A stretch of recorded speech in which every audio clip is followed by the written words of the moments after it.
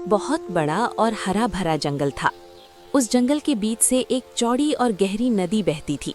नदी का पानी इतना साफ था कि उसमें तैरती मछलियां भी दिखाई देती थीं।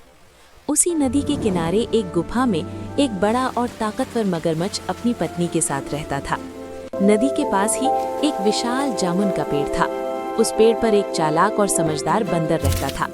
बंदर को जामुन बहुत पसंद थे। वो रोज मीठे मीठे जामुन खाता और कुछ जामुन मजे में नदी में फेंक देता। एक दिन नदी में बहता हुआ एक जामुन मगरमच्छ के पास पहुंचा। मगरमच्छ ने जामुन चखा और खुशी से बोला, वाह कितना मीठा है। अगले दिन फिर जामुन आया, फिर अगले दिन भी। मगरमच्छ ने ऊपर देखा तो पेड़ पर बैठा बंदर दिखाई दिया। दोनों में बातचीत हुई और धीरे धीरे उनकी गहरी दोस्ती हो गई।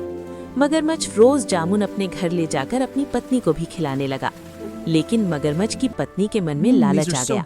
उसने कहा, अगर जामुन इतने मीठे हैं तो बंदर का दिल कितना मीठा होगा, मुझे उसका दिल खाना है। मगरमच्छ डर गया, लेकिन पत्नी की जिद के आगे मजबूर हो गया।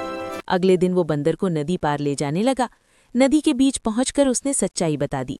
बंदर घबराया नहीं, उसने तुरंत बुद्धि लगाई और बोला, अरे दोस्त, मेरा दिल तो पेड़ पर रह गया है, पहले वापस चलते हैं। मगरमच्छ मान गया।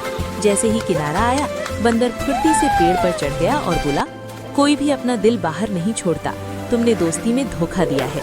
मगरमच्छ को अपनी गलती समझ आ गई। वो शर्मिंदा होकर वापस नदी में चला गया।